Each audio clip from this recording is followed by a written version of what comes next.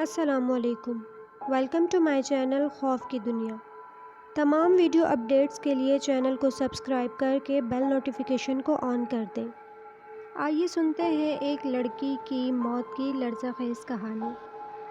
سبیحہ نے جب سے میڈیکل کالج میں داخلہ لیا تھا اس کی خوشی کا ٹھکانہ نہیں تھا۔ یہ اس کی بچپن کی خواہش تھی۔ اس کے ابو ڈاکٹر فیاض حسین ایک بہترین انسان تھے۔ سرکاری اسپتال میں تعینات تھے۔ ڈیوٹی کے بعد واپس آتے تو کھانا وغیرہ کھا کر گھر کے ملحقہ کلینک کھول لیتے، جہاں پر محلے کے مریض آتے جاتے رہتے۔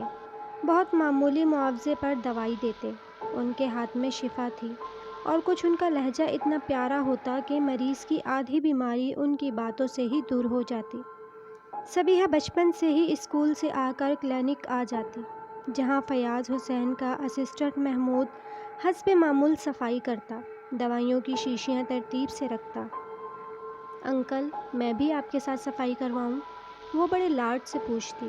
نہیں بیٹا، تم بیٹھ کر دیکھو، ابھی تو اسکول سے آئی ہو۔ فرحان اور نعیم بھی آ گئے؟ وہ پیار سے اس کے سر پر ہاتھ پھیر کر پوچھتا۔ نہیں انکل، وہ ابھی نہیں آئے، تبھی تو میں ادھر آئی ہوں۔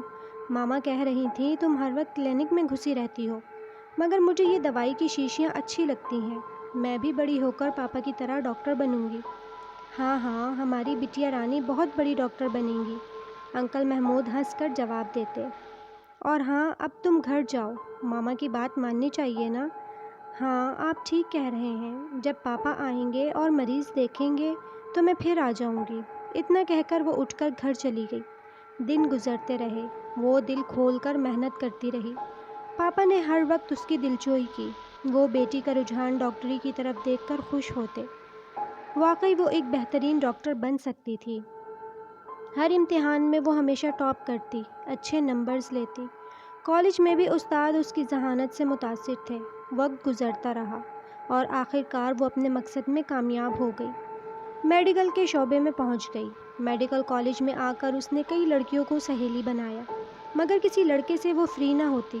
بہت بڑی چادر اوڑھ کر جب وہ آتی تو ماڈرن لڑکیاں کھی کھی کر کے ہنستی کہ مستقبل کے ڈاکٹر کا حلیہ تو دیکھو۔ یہ وہ لڑکیاں تھیں جو اس کے معیار سے بہت نیچی تھیں۔ ان کی دوستی لڑکوں سے تھی۔ ان کا زیادہ وقت اوباش قسم کے لڑکوں کے ساتھ گزرتا۔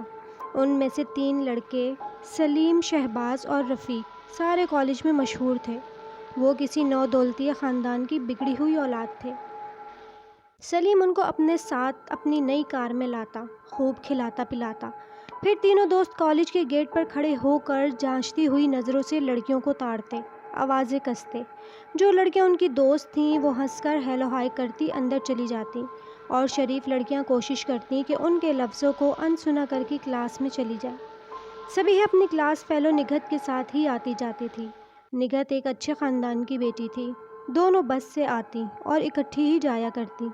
نگہت کا گھر ان کے گھر سے ایک گلی چھوڑ کر آگے تھا۔ وہ بھی عموماً چادر اوڑھ کر آتی، اور بہت حد تک سبیحہ کی ہم خیال تھی۔ اسے یہ اوچھے لڑکے ایک آنکھ نہ بھاتے، مگر مجبور تھی۔ باپ مر چکا تھا، ماں لوگوں کے کپڑے سی کر بیٹی اور بیٹے کو پڑھا رہی تھی۔ سبیحہ اس کے حالات سے پوری طرح واقف تھی۔ آج وہ دونوں جلدی جلدی قدم اٹھاتی آ رہی تھیں۔ کچھ دیر بھی ہو گئی تھی۔ سلیم نے دیکھتے ہی نعرہ لگایا، آ گئیں ہماری مستقبل کی ڈاکٹریں۔ کچھ شرم کیا کرو، ہم تمہاری بہنوں جیسی ہیں۔ سبیحہ نے کھڑے ہو کر ناراضگی کے انداز میں شرم دلائی۔ واہ، کیا کہنے، ہم نے دنیا میں کوئی بہن آنے ہی نہیں دی سبیحہ بی بی۔ ہم تو ہر لڑکی کو عاشقانہ نگاہوں سے دیکھتے ہیں۔ سلیم بلا جھجک بولا، اور یہ نگاہیں کسی روز ختم بھی ہو سکتی ہیں۔ وہ غصے سے بولی، ابھی کوئی مائی کا لال پیدا نہیں ہوا جو سلیم چودھری کی طرف ٹیڑھی نگاہ سے دیکھ سکے، سمجھی بی بی؟ اور میرا یہ چیلنج بھی قبول کر لو کہ تمہارا یہ غرور خاک میں مل جائے گا۔ وہ سرخ آنکھوں سے گھورتا ہوا بولا، چلو سبیحہ، پہلے ہی دیر ہو چکی ہے۔ نگہت نے اسے پکڑ کر کلاس کے اندر کر دیا۔ ان لوگوں کے منہ مت لگو بے وقوف لڑکی، یہ بہت بے غیرت شخص ہے۔ وہ آہستہ آہستہ سے اسے سمجھانے لگی، میں آج ہی پرنسپل سے شکایت کروں گی۔ وہ غصے سے کہہ رہی تھی، کچھ نہیں ہوگا، ایسی بہت سی باتیں ان کے کانوں تک پہنچ چکی ہیں۔ خاموشی سے پڑھائی کا وقت نکالو، ان شیطانوں کو خدا ہی ہدایت دے گا۔ نگہت اور وہ دونوں کلاس میں چلی گئیں۔ صبیحہ کے خوبصورت چہرے پر اب بھی غصے کے آثار نظر آ رہے تھے، مگر وہ خاموش تھی۔ شاید نگہت کی نصیحت اثر کر گئی تھی۔ اس کے بعد وہ آتی تو سلیم اور اس کے ساتھی ایک طرف ہو جاتے۔ وہ سمجھ رہی تھی کہ یہ اب اسے نہیں چھیڑیں گے۔ دراصل لڑکیاں خود ہی اس قسم کی ہوتی ہیں، ورنہ کسی کی جرأت نہیں کہ وہ شریف لڑکیوں کو تنگ کرے۔ دل ہی دل میں اپنی جرأت پر خوش ہوتی، مگر ان لڑکوں کے اندر کا حال تو شیطان ہی جان سکتا تھا۔ آج نگہت نہیں آئی تھی۔ اس نے اپنے چھوٹے بھائی کے ہاتھ پیغام بھیج دیا کہ امی کی طبیعت خراب ہے، اس لیے میں نہیں آ سکوں گی۔ نگہت کا پیغام سن کر وہ اکیلی ہی چلی گئی۔ حسب معمول وہ تینوں گیٹ کے باہر ٹہل رہے تھے۔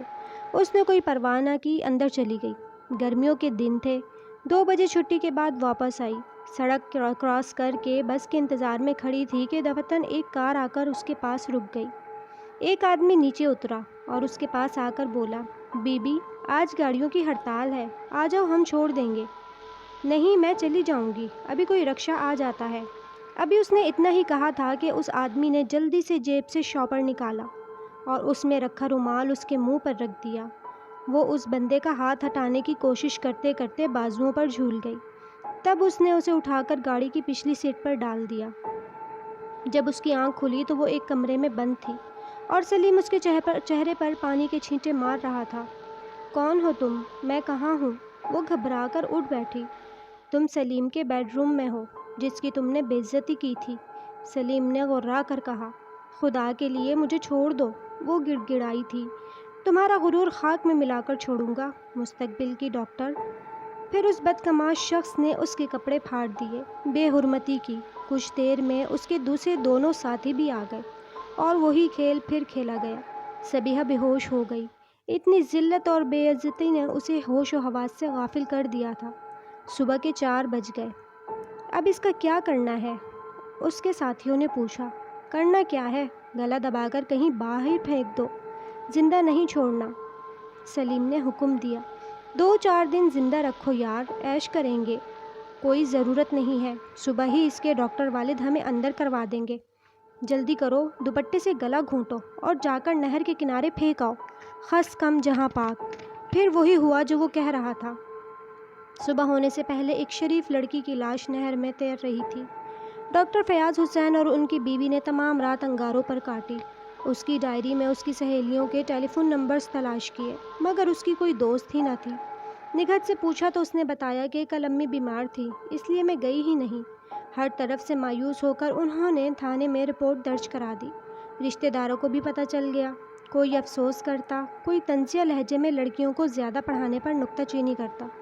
غرض جتنے منہ اتنی باتیں۔ فیاض حسین ایک شریف آدمی تھے۔ ان کا چہرہ مرجھا کر رہ گیا، کسی کو کوئی جواب نہ دیتے۔ دوسری رات آ گئی، سارا دن گزر گیا، کسی طرف سے کوئی اطلاع نہ ملی۔ ماں کو غش پر غش آ رہے تھے۔ دونوں چھوٹے بھائیوں کے چہرے اترے ہوئے تھے۔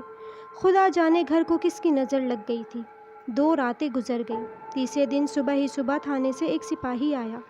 ڈاکٹر صاحب فوراً باہر نکلے۔ جی کیا بات ہے؟ پر امید نظروں سے وہ سپاہی کو دیکھ کر بولے، ڈاکٹر صاحب آپ نے تھانے میں رپورٹ لکھوائی تھی بچی کی گمشدگی کی۔ ایک نوجوان لڑکی کی لاش آئی ہے، مجھے انچارج صاحب نے بھیجا ہے، آپ ذرا چل کر دیکھ لیں۔ لاش؟ میری بچی کی لاش؟ وہ ایک دم حواس باختہ ہو کر بولے۔ جی آپ بیگم صاحبہ کو بھی لے چلیں، ماں کو بچوں کی پہچان ہوتی ہے، جلدی چلیں۔ بہت اچھا، انہوں نے اندر آ کر بیوی کو بتایا۔ دونوں بھائی فرحان اور نعیم بھی تیار تھے، اٹھ کر ساتھ ہی نکل آئے۔ گاڑی میں بیٹھ کر ماں اور باپ خدا سے دعائیں مانگ رہے تھے۔ سپاہی اپنی موٹر سائیکل پر تھا۔ تھوڑی دیر کے بعد وہ لوگ تھانے کے احاطے میں تھے۔ سامنے ہی ایک چارپائی پر چادر سے ڈھکی لاش پڑی تھی۔ تھانے دار صاحب اور 1-2 غریب آدمی پاس کھڑے تھے۔ ڈاکٹر صاحب جلدی سے آگے بڑھے، منہ سے کپڑا ہٹایا تو ان کی چیخ نکل گئی۔ ان کی معصوم بچی ابدی نیند سو رہی تھی۔ ماں غش کھا کر گر گئی۔ دونوں بھائی چیخ چیخ کر رونے لگے۔ اندر سے اور آدمی بھی باہر نکل آئے۔ لاش برہنہ تھی۔ پانی سے باہر نکال کر لانے والے لوگوں نے اس پر چادر ڈال دی تھی۔ وہ دونوں غریب آدمی سہمے ہوئے کھڑے دیکھ رہے تھے۔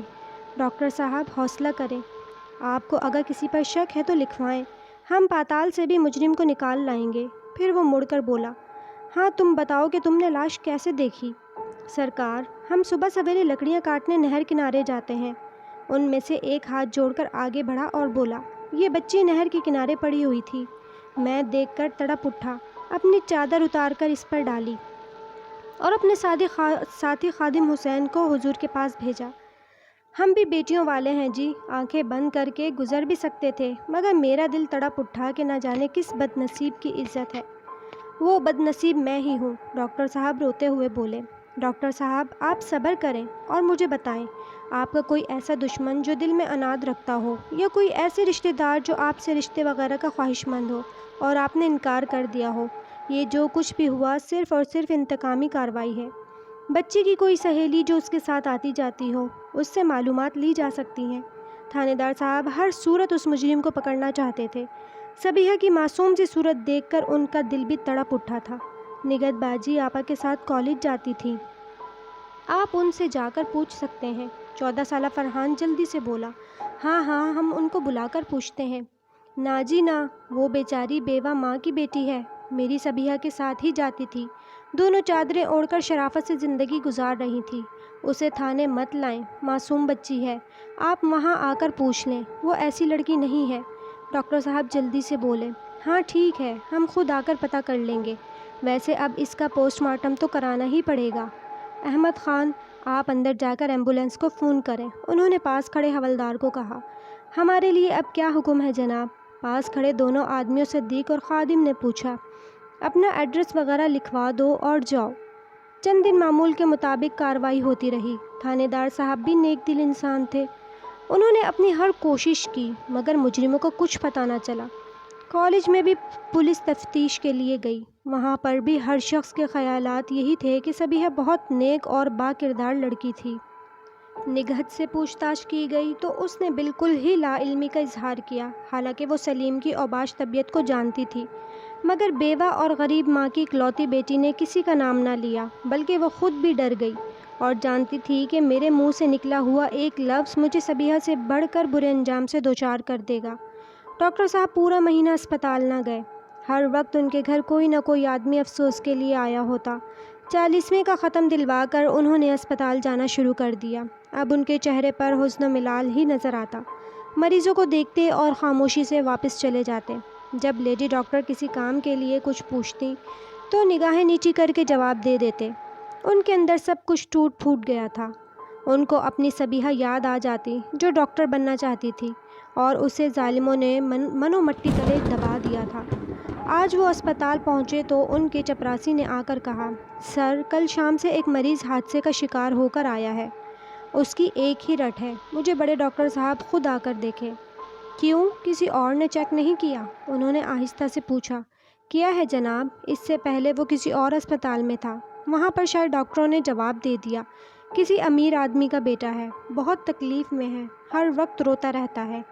اچھا آؤ میرے ساتھ، دکھاؤ کون ہے۔ اتنا کہہ کر وہ اس کے ساتھ نکلے اور مریض کے کمرے میں پہنچ گئے۔ کمرے میں مریض کے لواحقین بھی موجود تھے۔ انہوں نے اندر پہنچتے ہی سب کو باہر جانے کا حکم دیا اور خود اسے دیکھنے لگے۔ مریض کی کمر کے مہرے ٹوٹ پھوٹ گئے تھے اور دونوں ٹانگیں بے جان ہو چکی تھی، وہ پاؤں کی انگلی ہلانے پر بھی قادر نہ تھا۔ پہلے کون سے اسپتال میں تھے بیٹا؟ انہوں نے بڑے پیار سے پوچھا۔ مجھے بیٹا نہ کہیں ڈاکٹر صاحب، میں نے ظلم کیا ہے، مجھے میرے ظلم کی سزا ملی ہے۔ وہ زار و قطار رو رہا تھا۔